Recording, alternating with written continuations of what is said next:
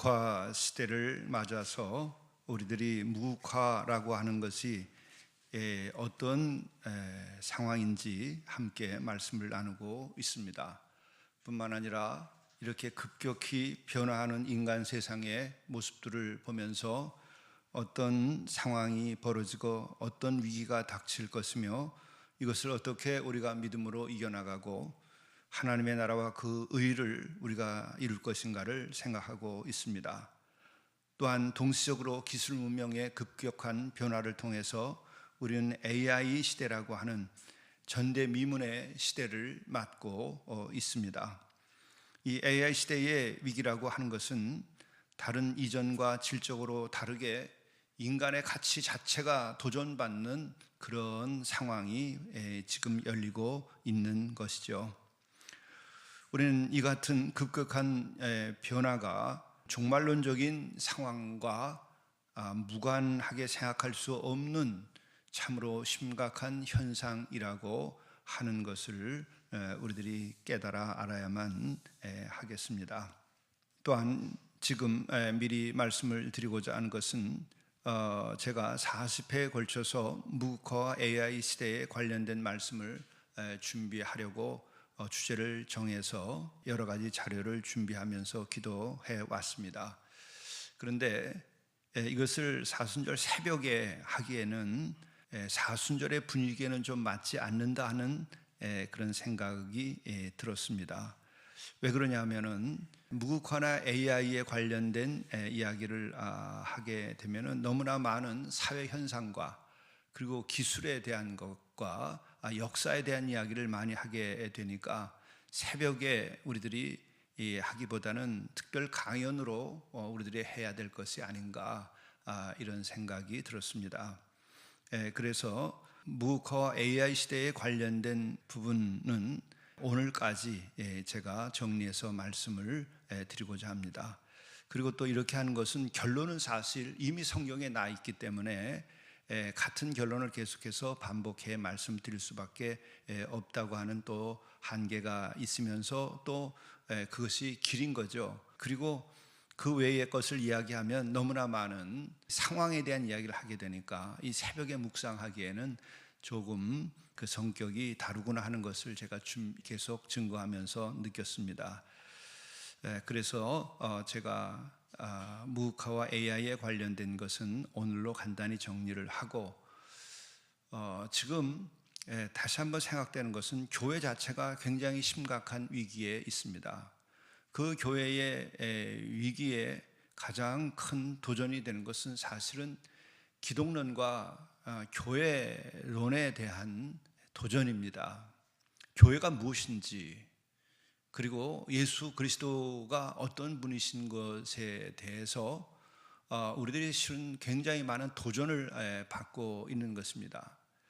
제가 이렇게 얘기할 때에 이 말이 어떤 것인지를 이해할 만한 분도 있겠지만은 다수가 사실은 잘 모르고 있습니다. 너무 안타까운 것은 목사님조차도 교회론 자체에 대해서 근본이 흔들리고 있습니다. 또 제대로 배우지 못하고 준비되지 않은 신학자들로부터 사적인 그 신학을 배우고 신학을 마쳤기 때문에 참으로 안타까운 그런 모습들이 있습니다. 그래서 교회를 못 세우는 겁니다. 그리고 또한 교회론의 중심은 함께 중첩되는 것은 바로 기독론입니다.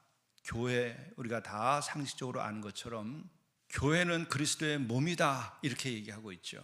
그래서 교회와 그리스도는 하나로 연결되어 있는 겁니다. 둘 같지만 하나인 것이죠. 그럴 때 그리스도의 몸으로서의 교회에 대한 깊은 이해가 우리들에게 다시금 확인할 필요가 있습니다. 그리고 바로 그 교회론에서 지체로서의 직분론이 나오는 것입니다. 내가 왜 집사가 되고 내가 왜 권사가 되고 내가 왜 장로가 되고 이 같은 직분을 맡으면 어떤 책임을 지고 어떻게 살아야 하는 것인지를 우리는 정말 깨달아 알고 있는가? 저 자신도 굉장히 돌이켜보면서 주님 앞에서 회개하는 마음도 있습니다. 우리는 바로 그 직분이라는 것이 이 세속적인 직분과 별반 차이가 없는 그런 식의 직업의 한 부분이나 직업을 가지고 있으면서 무슨 과장, 부장 되듯한 그런 세속적인 생각들을 벗지 못하고 직분을 맡고 있는 것이 오늘 한국 기독교의 일반적인 현상입니다. 우리가 지방회에도 지난 주일 오후에 참여해 봤지만 그 직분이 진정으로 어떤 것인지, 섬김이라고 하는 것이 뭔지, 십자가라고 하는 것이 뭔지 정말 알고 그 자리에 있는 것인지, 참으로 회의할 때에 그 발언하는 것과 모습을 보면 참담한 마음이 저는 지난 40년 동안 느끼며 살아왔습니다. 우리가 이 같은 것을 극복하지 못하면 무국화 시대, AI 시대에 닥치는 반기독교적이고 반신앙적이고 무신론적이고 기술이 하나님을 대신하는 이런 시대에 여러분, 인간은 구원받지 못합니다. 인간은 구원받지 못합니다. 교회론과 기독론이 또한 거기에 따른 직분론이 이 같은 구원의 역사를 이어가는 줄기가 된다고 하는 것을 정말 인지해야 됩니다. 그리고 직분론이라는 것은 사적인 것이지 아니에요. 사적인 것이 아니에요. 교회가 사적인 것이 아닙니다. 공교회인 것이에요. 우리들이 이것에 대해서 분명하지 않게 되기 때문에 참으로 이 시대가 평화를 유지할 수 있을는지, 정치화되는 교회, 이것은 지금 심각한 대한민국의 위기일 뿐만 아니라 인류의 지금 앞으로의 위기가 되는 것입니다. 하나님의 나라의 운동이 무엇을 근거로 해서 하는 것인지, 진정한 구원이 무엇인지를 알아야 됩니다. 그리고 또한 교회론이라고 하는 것을, 이 자리에 계신 분들도 다 교회의 배경들이 다른데 여러분, 진짜 교회가 어떤 것인지 알아야 돼요. 어느 큰 교회에 다녔었고 몇 대째 내가 믿음의 집안이었고 아무런 의미가 없는 거예요. 그것은 내가 어떻게 십자가를 졌는지를 살펴봐야 되고, 십자가에 내가 일치가 된 것이 있고 지금까지 내가 뭘 바쳤는지를 생각해 봐야 돼요. 내 마음의 중심을 정말 바쳤는지. 사순절에는 이것을 회개하는 것입니다. 이것이 되지 않으면 바로 AI 무국화 시대에 인류의 구원은 멀어져 가는 것이고, 결국은 인간은 짐승이 아니라 인간이 타락할 땐 악마가 되는 것입니다. 악마화되는 것입니다. 인간은 인간으로서의 그 본래의 모습은 참으로 천사가 부러워할 정도의 그런 하나님의 형상대로 지음받은 존재다. 예수 그리스도의 모습에서 우리는 참 인간의 모습을 보는 것입니다. 지금 한국 기독교가 또 세계 기독교가 어떻게 되어 있는지, 세속화, 정치화, 이념화돼 버렸어요. 여기서 교회가 살아나지 못하면 인류의 구원도 멀어져 가는 것입니다. 예수 그리스도께서 그래서 오신 거예요. 그래서 하나님 나라 운동을 하셨고 십자가를 지셨고 십자가를 통해서 하나님 나라의 운동을 하신 거예요. 그래서 인류를 구원하시는 거예요. 이 길을 잃으면 인간은 멸절합니다. 이젠 단순한 멸망이 아닙니다. 인간의 종 자체가 멸절할 수 있는 시대가 지금 도달해 있어요.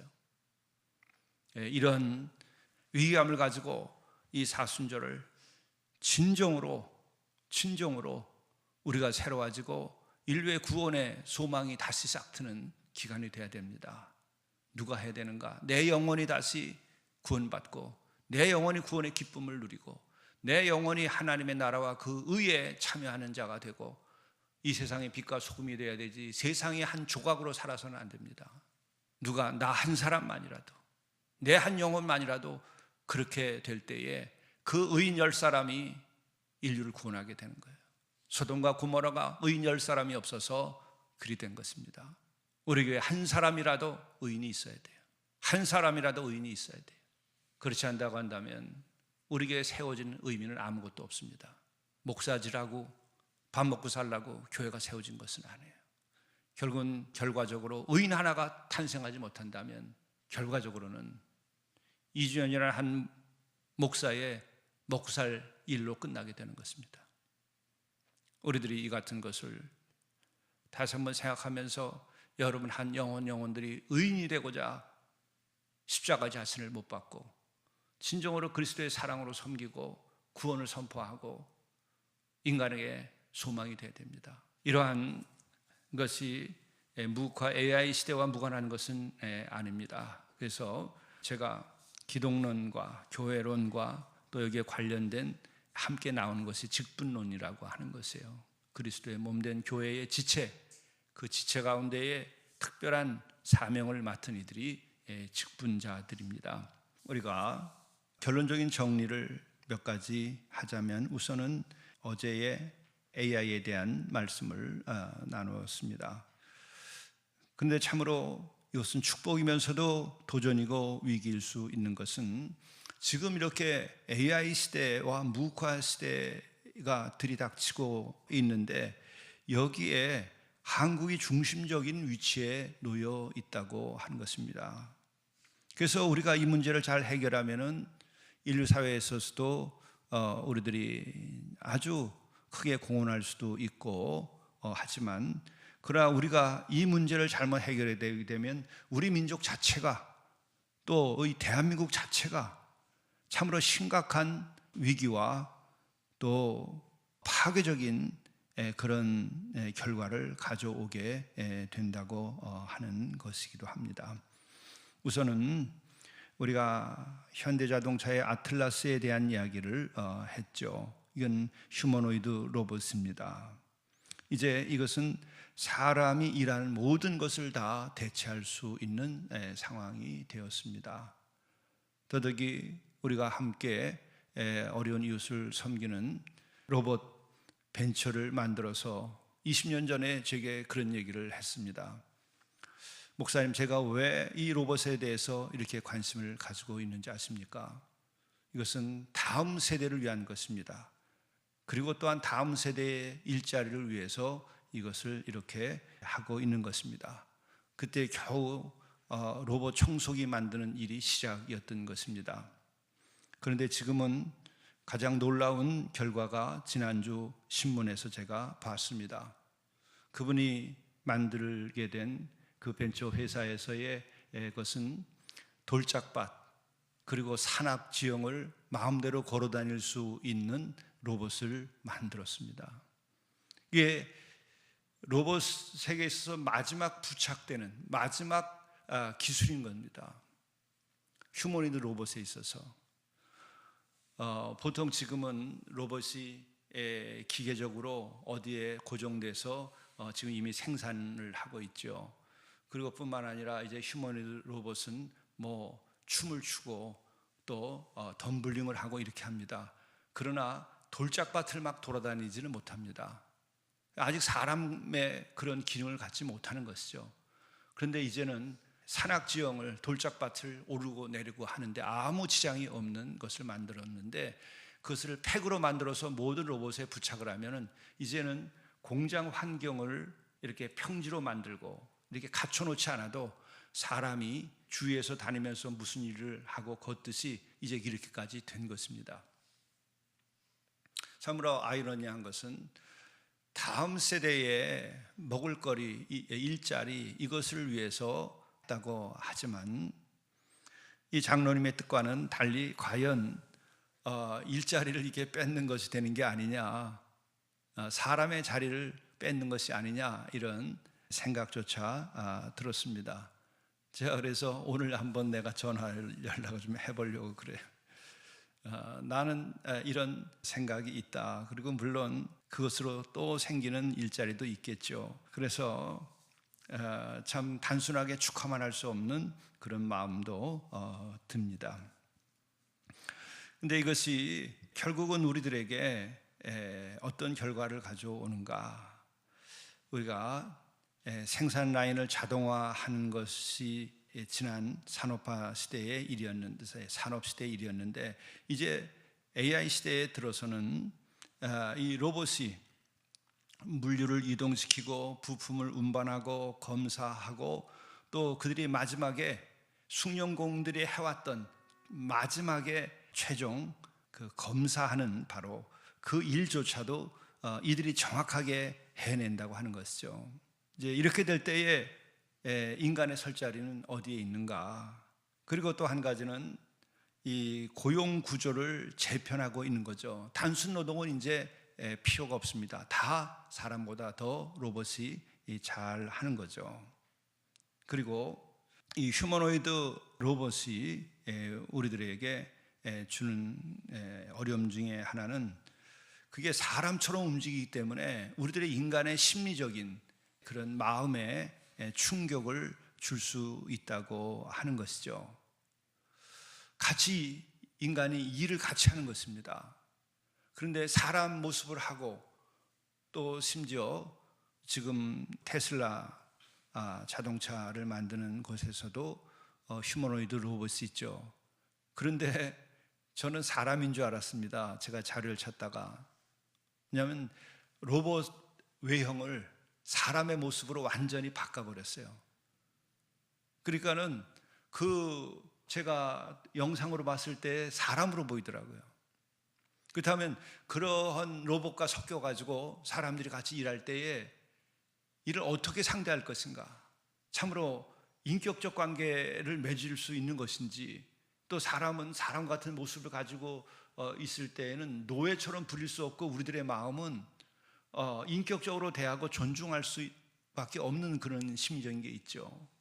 근데 그런 모습을 만들어 놓고서 우리들이 비인격적으로 대하고 노예처럼 대한다 그러면은 심리적으로 우리의 태도에 있어서 심각한 문제를 가져올 수 있다고 하는 거죠. 여러분들도 그 같은 경험을 하셨으리라고 보는데, 제민이나 또 챗 GPT 이런 것을 쓰시죠. 막 스마트폰에서 다 그냥 쓰니까. 근데 저도 말씀드린 것처럼 몇 달 전부터는 제가 목사란 얘기도 전혀 안 했는데 목사님이라고 저한테 대화를 걸어오는 겁니다. 처음에 기분이 아주 묘했어요. 그리고 제가 무슨 질문이나 이런 자료를 갖다가 찾아보라고 그러면은 이거는 목사님의 영성에 맞는 그런 것입니다. 그리고 자기가 나를 평가하고 그런 것은 이러이러한 자료가 있으니까 이렇게 하십시오. 그러니까 이게 단순한 도구가 아니라 내 마음의 중심에 찾아들게 되니까 처음에 굉장히 부담스러웠어요. 그리고 속에서 이게 역한 느낌이 이렇게 드는 게 있었습니다. 그러니까 인간의 자존심 혹은 인간의 정체성에 대해서 도전할 수 있다고 하는 것이죠. 이런 것들을 우리들이 어떻게 극복할 것인가. 그런데 또 다른 어떤 자료를 보니까는 요즘에 많은 사람들이 사람을 안 만나고 그것을 가지고 대화하면서 아침부터 지낸다고 하는 얘기를 내가 들었어요. 여러분, 그것도 새로운 시대의 삶의 방식일까? 그럴 때 우리가 사랑을 나누고 인격적 교류를 하고 또 더더욱이 우리들이 신앙인으로서 영적 존재로서 우리들이 같이 사랑하고 섬기고 돕고 한 마음이 되고 이렇게 살 때에 고독함을 이기고 우리들이 아름다운 삶을 만들어낼 수 있는 것인데, 이러한 그 인간적 관계가 단절될 때에 어떤 일이 벌어질까? 지금 추측할 뿐이지만은 이것이 굉장히 정신적인 위기를 일으키고 이게 어떤 정신적 질환이나 고통을 갖고 오게 하는 것은 아닐까? 또 하나는 상상의 끝으로 가게 되면 우리가 로봇의 일부가 되는 것이 아닐까, 이런 생각도 하게 됩니다. 우리는 기능적으로 그 로봇을 따라가지 못하는 생물학적인 로봇으로 로봇이 우리를 그렇게 보는 순간도 오지 않겠는가. 어떤 별 상상을 다 하게 되는데 그게 앞으로 나타날 수도 있다고 생각하는 사람이 또 있더라고요. 저만이 아니라. 여기에서 우리에게 중요한 것은 인간이 인간으로서의 우리 자신을 지킬 수 있도록 해야 되는데, 그것은 이미 나온 결론입니다. 우리는 영혼을 가지고 있는 존재이다. 우리는 이 만물을 지으신 창조주 하나님께서 우리를 지으셨을 뿐만 아니라 우리는 하나의 물질이 아니라 영혼을 가진 존재로서 지음받은 존재이다. 로봇은 영혼이 없습니다. 또 나중에 로봇이 또 만들어져 가지고 스스로 우리도 영혼이 있다고 로봇이 주장하려는지, 참 그런 현실이 올지 누가 알겠습니까? 지난 시간에도 말씀드린 것처럼 최근에 이 AI를 다루는 전문가의 최첨단의 일을 하고 있는 분의 이야기가 사람이 끼어들 수 없는 자기들만의 대화를 AI가 시작을 한 것을 포착했다고 하는 것이죠. 그 결과가 뭘까? 참으로 우리는 위기적인 상상을 안 할 수 없는 그런 상황이다. 이러한 것을 가지고 생각하게 되면은 지금 생산이나 고용에 관련된 기능의 관점이나 또 그 휴머노이드 로봇이 우리들에게 주는 어떤 관계성의 문제, 이런 것들이 드러나게 되는데, 이 문제는 단순한 노사의 분쟁의 문제가 아니라는 것이에요. 인간의 존엄성 자체에 대한 문제이고 인간의 가치 자체에 대한 문제라고 하는 것이죠. 우리들이 일거리를 다 우리가 노동을 하면서 삶의 의미와 가치를 우리가 누려왔어요. 그것은 하나님께서 우리를 지으셨을 때 우리에게 주신 책임이기도 하고 보람이기도 하고, 또 노동은 또 일면은 징벌이기도 하죠. 인간이 타락함으로써 우리는 땀 흘려 일하게 되는 일이 있으니까. 그러나 그럼에도 불구하고 그 속에는 하나님의 섭리가 있고 우리가 그 일을 통해서 50배, 60배, 100배의 열매를 맺는 기쁨이 있었어요. 그런데 인간에게서 노동에서 오는 그 기쁨이 그렇게 상쇄될 때에 우리는 노동으로부터의 해방이라고 하는 일면이 있지만은 정말 우리 자신들이 인간으로서의 기쁨을 어떻게 누릴 수 있겠는가? 또 우리는 노동이 힘들지만은 그 노동을 통해서 우리들이 월급도 받고 생활비도 받고 뭘 마련하고 또 노동을 해서 우리들이 농사를 지은 열매를 수확해 가지고 그 기쁨을 누리면서 가족들과 같이 나눠 먹을 때에 주어지는 그 보람과 기쁨과 사랑이 있었는데, 이와 같은 것들이 상쇄되고 약화될 때에 인간은 어떤 존재가 될 것인가? 참으로 우리는 일하지 않고 무의도식하는, 죄송한 표현이지만은 실업의 상태로서 그냥 떠도는 사람들의 인생과 얼마나 다를까? 영적으로 이런 것들을 우리들이 상상하지 않을 수 없는 이런 일이죠. 그렇기 때문에 우리는 지금 이런 휴머노이드 로봇의 문제가 얼마나 근본적인 우리 인간에 대한 도전이겠는가 하는 것을 우리들이 생각하지 않을 수 없습니다. 그리고 또 한 가지는 우리는 다른 어느 나라보다 더 사회 내부의 갈등이 아주 심화된 그런 나라입니다. 이런 때에 또 노사 갈등도 다른 어느 나라보다 아주 심각한 사회입니다. 이런 것을 우리가 잘 관리할 수 있는 능력들이 상호 간에 굉장히 부족합니다. 이것을 우리들이 이해하려고 노력하게 되면 갑작스러운 산업화와 또 부의 창출과 이와 같은 것으로 인하여서 노동자는 노동자대로 또 경영자는 경영자대로 어떻게 우리들이 함께 살아가야 될 것인가라고 하는 가치나 역사적 경험들이 우리는 아주 적은 그런 역사를 지어올 수밖에 없었죠. 갑자기 이렇게 발전을 하게 되고 갑자기 이렇게 부가 크게 늘어나게 되고 기업이 자라나게 되고 또 노동자들이 이렇게 생길 줄을 우리가 알았습니까? 우리가 60년대에는 약 80% 정도가 실업자의 나라라고 얘기하죠. 그럴 정도의 시대를 살다가 지금은 이러한 많은 노동자와 기업이 만들어졌기 때문에 이 갑작스러운 이 상황에서 우리는 관리할 수 있는 능력이 참으로 부족한 상태죠. 이런 상황에서 지금 휴머노이드 로봇 같은 것들이 우리가 등장하고 AI에 의해서 사무나 모든 일들이 자동화될 때에 지금 우리들이 이 사회적 갈등을 어떻게 잘 조화롭게 만들어 갈 것인가. 저는 이 점에 대해서 나름 생각한 것은 바로 그겁니다. 지금 MS 지난번 말씀드린 것처럼 마이크로소프트의 한국 지부의 그 직원들이 우리도 일하고 싶다, 그렇게 프랜카드를 내걸고 그 자기들의 이제 그 실업을 이제 실업자가 되게 되는 거죠. 일자리를 빼앗기니까. 그럴 때 그 가족들은 어떻게 될 것인가? 본인은 어떨 것인가? 참 큰 위기입니다. 그런 현장이나 또 현대자동차의 노조에서 단 한 대의 로봇도 우리는 허락 없이 드릴 수 없다.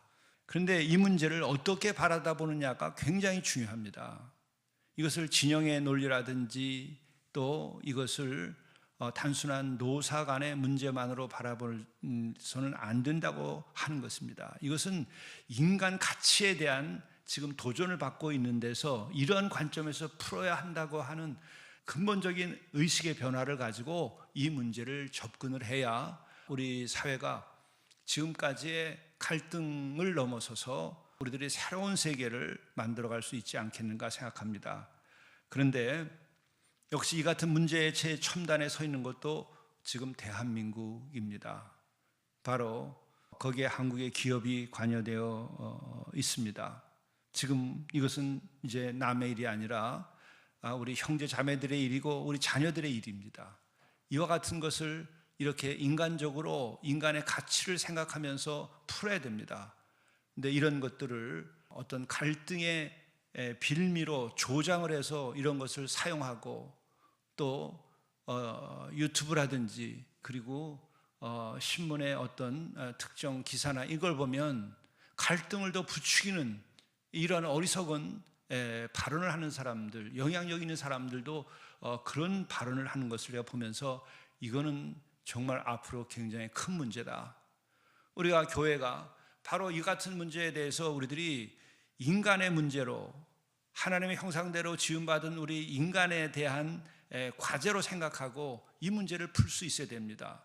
그리고 어떤 우리가 이렇게 풀 때 이것이 하나님의 나라와 그 의를 위한 일이 되는 것이고, 지금 이 같은 갈등의 최첨단의 국가는 바로 일본도 중국도 러시아도 아니고 북한도 아니고 바로 대한민국입니다. 지금 이름 대면 여러분이 다 알겠지만은 우리 곁에도 지금 이런 그 첨단 AI나 또 로봇을 생산하는 창업을 하신 그런 분들 우리 곁에 있습니다. 바로 이것은 우리가 남의 일이 아닙니다. 그리고 우리가 풀어야 될 일입니다. 여기에서도 교회는 진정으로 하나님의 형상대로 지음받은 인간이라고 하는 이 말 한마디가 얼마나 인류에게는 중요한 말인지를 우리가 깨달아 알고, 또 우리가 오늘 마태복음에 나오는 말씀처럼 크고 첫째가 하는 계명이 얼마나 중요한 것인가를 다시 한번 생각해야 됩니다. 내 이웃을 내 자신처럼 사랑하라고 하는 말이 인간들에게 얼마나 중요한 얘기인지를 우리가 알아야 됩니다.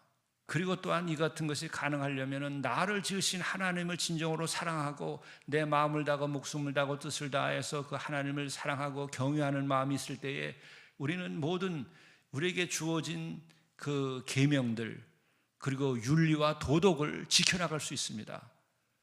그것이 없으면 인간은 다 상대화 버리고 이제는 인간의 상대화라는 게 뭡니까? 인간도 로봇 중에 하나가 될 수 있는 상대화가 이루어질 수 있는 위기라는 것이죠. 그전에는 인간의 상대화라고 하는 것이 인간들 세상 속에서 인간들이 지키는 어떤 기준이 상대화되는 그런 윤리적인 문제에 머물지만은, 규범에 관련된 것에 머물지만은, 이제는 인간의 상대화라고 하는 것은 인간의 가치 자체가 상대화되면서 이거는 동물 중에 하나가 아니라 로봇 중에 하나로 전락되어 버리는 것이죠. 그렇기 때문에 우리는 진화론이라고 하는 것 가설을 갖다가 믿음처럼 현대인들이 받아들이면서 인간은 상대화되고 그리고 인간은 동물 중에 하나인 것처럼 취급되어 왔는데, 인간은 원숭이 중에 하나가 아닙니다. 원숭이 중에 진화된 원숭이가 아닙니다. 하나님의 형상대로 지음받은 존재이고 뿐만 아니라 이제 인간은 로봇 중에 하나인 것이 아닙니다. 어떤 새로 만들어진 로봇이 아니라 인간은 바이오 로봇이다. 이렇게 상대화될 수는 없는 겁니다. 그것을 이길 수 있는 것은 성경의 말씀, 하나님의 말씀, 하나님의 형상대로 지음받은 존재라고 하는 것에 대한 인식이 있어야만 하는 것이죠. 그리고 제가 또 하나, 이 시대에 반동과 같은 것이 일어나서는 안 된다 하는 생각도 한편은 좀 합니다. 제가 그래서 여러분들도 다 아실 일이지만 러다이트 운동이라는 것이 산업혁명기 때 나타났었죠. 저게 지금 인류사에 처음으로 자동화의 방직 공장이 자동으로 사람의 손이 아니라 증기 기관에 의해서 방직 공장이 돌아가는 저 장면입니다. 그런데 저때 어떤 일이 벌어졌는가? 이때에 러다이트 운동은 저것을 파괴하는 것이었습니다. 사람들이, 노동자들이 일거리를 뺏기게 된다고 해서 저렇게 기계를 때려 부시는 일들이 산업혁명기 때에 나타났었던 것입니다. 이때에 정부는 강경 진압을 했습니다. 국가 질서에 대한 반란으로 규정했던 것이죠. 그래서 1812년에는 기계 파괴법을 만들어서 이 기계 파괴를 하는 이들은 어떻게 했는가? 여러분, 어떻게 했을까요? 하지 말라고 그냥 가뒀을까요? 아닙니다. 사형이었습니다. 사형. 그러니까 이렇게 인간의 역사의 발전 속에서 지금 산업혁명기에 이런 반동이 일어났던 일도 있었죠. 그러나 그것의 동기를 우리가 이해를 해야 됩니다. 이것은 노동자들의 일자리가 뺏겼을 때 그들이 더 이상 생존이 어렵게 되고 직업이 상실되게 될 때에 인간들은 이런 위기감 때문에 이런 것들이 있었습니다. 이것은 바로 우리들이 이런 생산과 효율만을 염두에 두었기 때문에 일어난 일 가운데도 하나입니다. 그렇기 때문에 지금 저것과도 비교될 수 없는 질적인 이제 기술 혁명을 맞이했습니다. 이때 우리가 이 문제를 해결할 수 있는 것은 뭐냐? 정말 하나님을 삼가 두려워하면서 이웃을 내 자신처럼 사랑하는 마음으로 이 문제를 풀어야만 됩니다. 효율성과 그리고 이익의 극대화를 위해서만 나가게 되면 파괴하려고 하는 그 내적 동기가 생길 수밖에 없습니다. 우리들이 산업화 시대 때에 우리가 부를 함께 나누는, 그래서 그 부의 불균등이 심화되지 않을 수 있도록 하고 또 부정과 부패를 하지 않을 수 있도록 법을 만들고 그런 교육을 하고 했어야 되는데 그 부분이 부족했기 때문에 우리 지금 사회는 이렇게 고통을 받고 있는 것이죠. 근데 앞으로 우리 사회가, 대한민국이 이 문제를 그렇게 인간을 진정으로 사랑하는 마음으로 접근하지 않으면 이제 또 다른 갈등이 심화되는 상황이 벌어질 수도 있다. 이때 우리들의 사명이 필요한 것입니다. 하나님의 나라와 의의는 무엇에 근거한 것이냐? 그것은 크고 첫째가 하는 계명이 여전히 오늘 우리들에게도 중요하다는 것이죠. 여전히 크고 첫째가 하는 계명입니다. 진정으로 하나님을 경외하고 삶과 하나님 앞에 우리들이 거룩해지고 경건해지기를 원하는 마음을 가지고 살아야 하며, 또 그래서 그 창조주 하나님의 명을 따라서 이웃을 내 자신처럼 사랑하려고 하는 그 노력이 있어야 됩니다. 그 노력은 인간의 역사에 있어서 가장 어려운 노력이었어요. 그냥 말로 해서 되는 것이 아닙니다. 또 우리 자신들도 돌이켜 봤을 때에 우리가 그렇게 살아왔는가? 그렇지 못했습니다. 그랬다고 한다면 오늘 우리 사회가, 이 인간의 역사가 이렇게 됐겠습니까? 바로 그것을 감당한 것이 십자가라고 하는 것이에요. 십자가를 지고 내가 십자가에 순종하며 내가 그렇게 내 마음을 십자가에 못 박고 새로 져서 십자가의 사랑을 실천하는 그 길, 이것이 이웃을 내 모처럼 사랑하는 그것의 가장 중심에 있는 것입니다.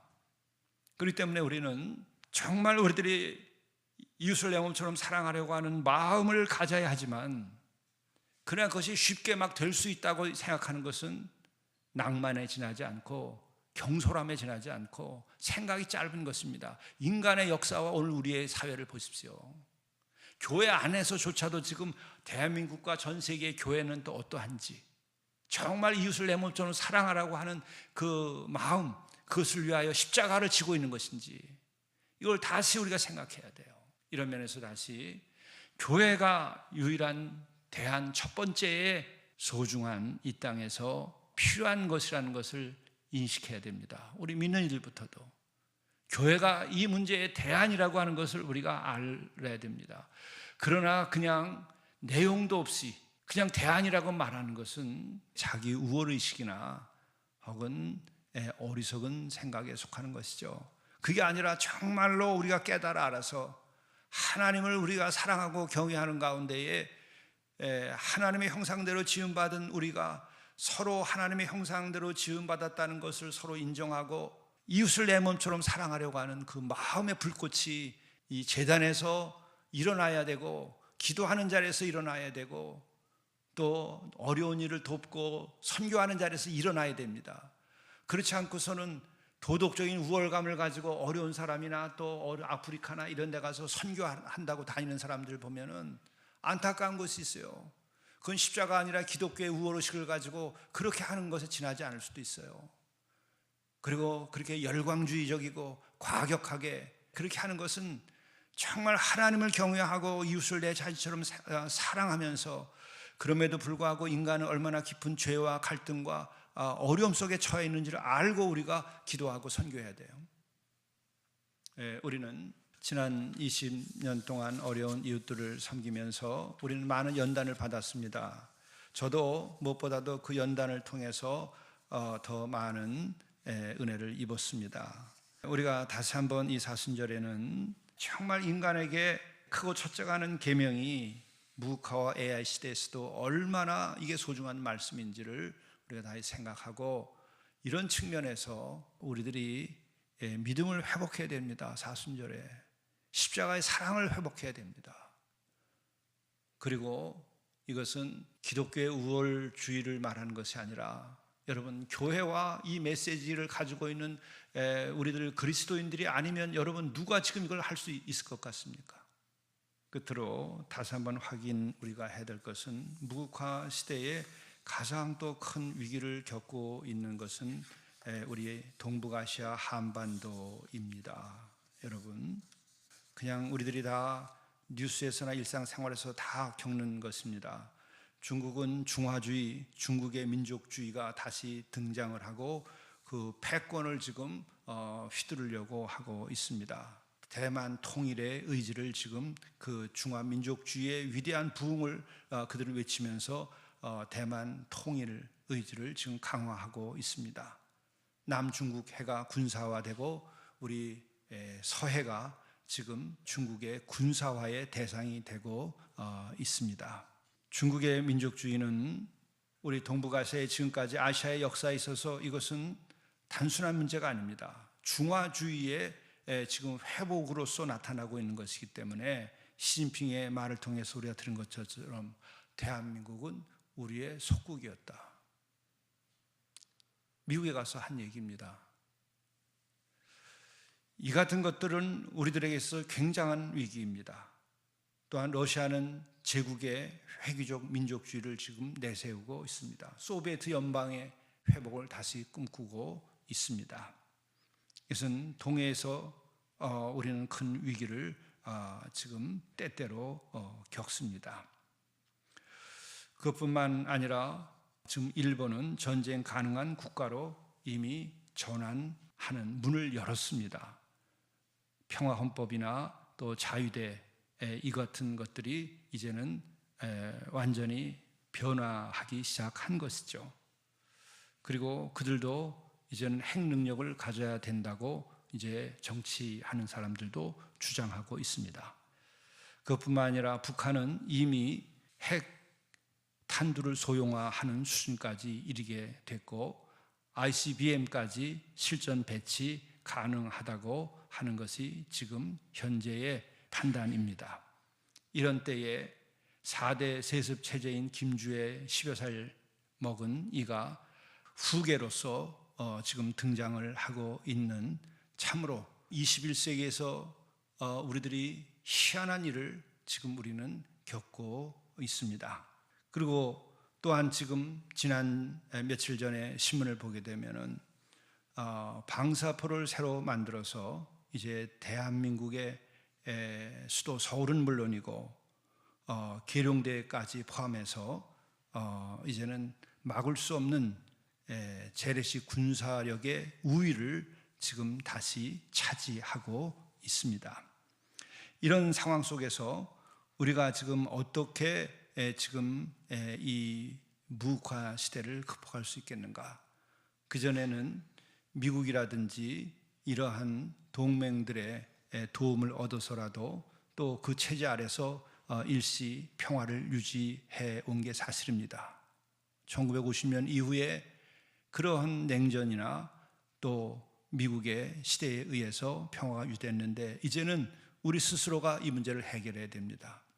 이럴 때에 우리는 내부적으로 또 민족적인 어떤 의식에 있어서 또 그것을 넘어서서 인간으로서, 세계 시민으로서 우리들은 어떠한 생각을 가져야 될 것인지, 이것을 우리들은 지금까지의 우리 내부의 갈등이나 자기의 이해 문제가 아닙니다. 이것은 인간의 가치에 대한 문제이고 또 인간의 앞으로의 역사에 대한 문제이고, 그리고 이것은 실제로 우리 자녀들의 미래에 대한 문제이고 오늘 우리들의 생활에 대한 문제입니다. 이제 우리들이 지금 겪고 있는 이런 시대에 우리는 정치적으로 심히 불안정합니다. 사상적으로 대단히 혼란스럽습니다. 그리고 가치에 있어서도 우리는 지금 굉장히 혼란스럽습니다. 우리는 동성애 문제까지도 교회 안에 이 같은 문제가 번져서 교회도 혼란스럽습니다. 우리들은 바로 이러한 그 갈등이 심화된 사회 속에서 우리들이 어떻게 해야 될 것인가?